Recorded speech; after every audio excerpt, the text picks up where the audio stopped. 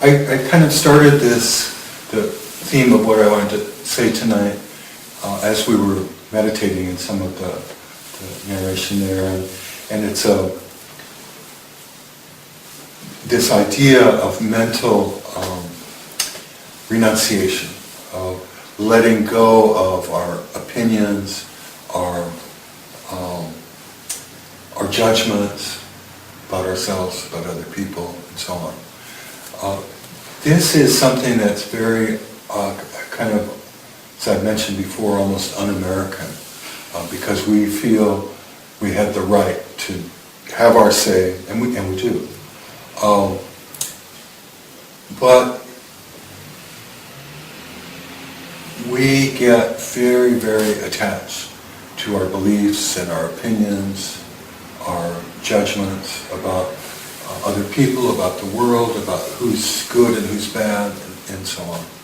So that's the kind of thing that our practice begins to show us what we're really up to.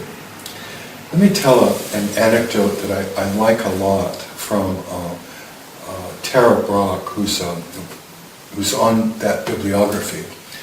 She has a book called Radical Acceptance.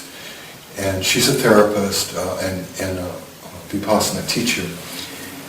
And she has lots of good anecdotes, but this one I really love. And it's supposedly a true anecdote.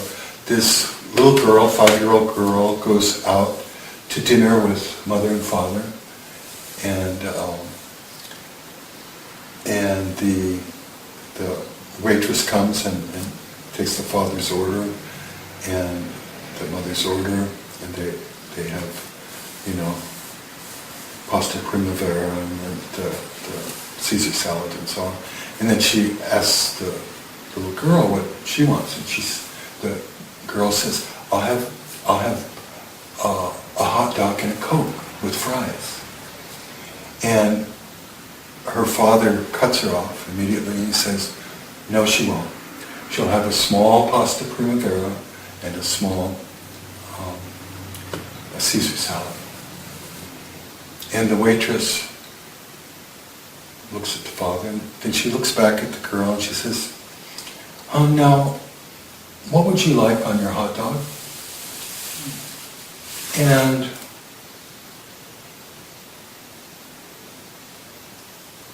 she goes away to get the order.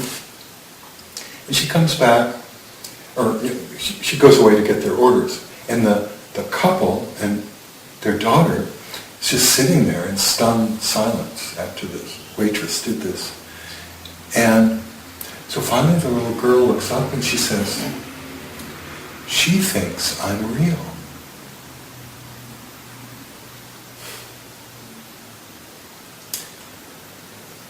Now,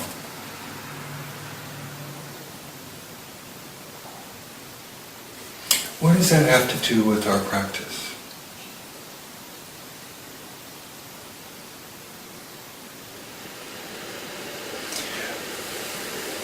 First of all,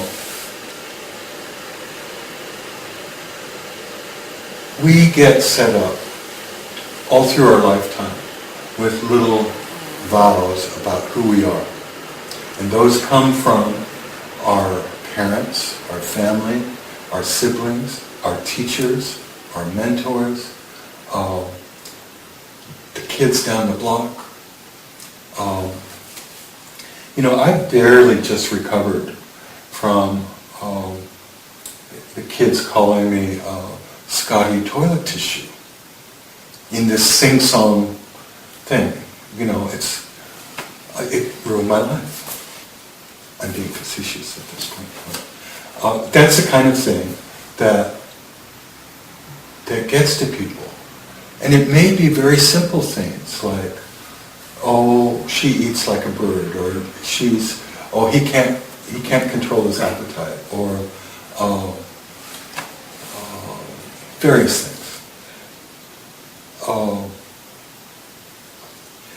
But our process of meditation and mindfulness is the process of making ourselves real.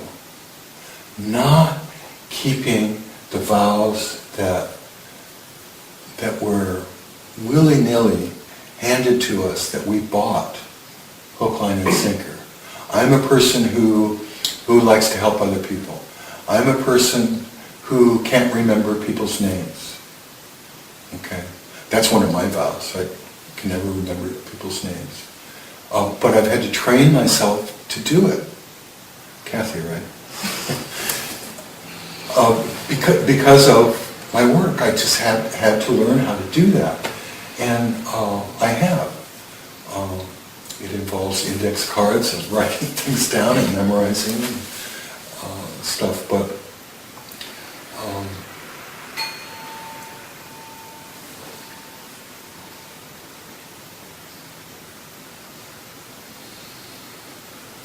I think the only point I'm making is that we spend a lot of effort living up to a fantasy about ourselves, a fiction about ourselves that's very arbitrary and that can always be edited, always.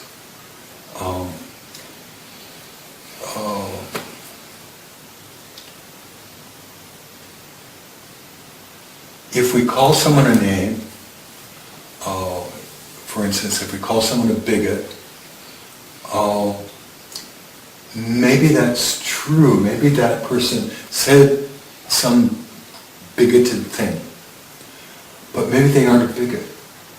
That's a label that we've frozen them in time. We do this with our inmates. They are forever a sex offender or bank robber or a violent person. Forever. They're never let off the hook the way the system is set up now. They're frozen that way, frozen in that identity. And we get frozen too. Maybe not such toxic identities, but just as arbitrary sometimes. So our meditation and our mindfulness is to help us get real, which means that we renounce a lot of that baggage, a lot of that, I'm this, I'm that, I'm not this, I'm not that.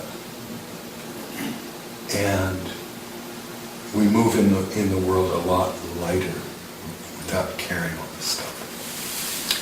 That's all I want to say.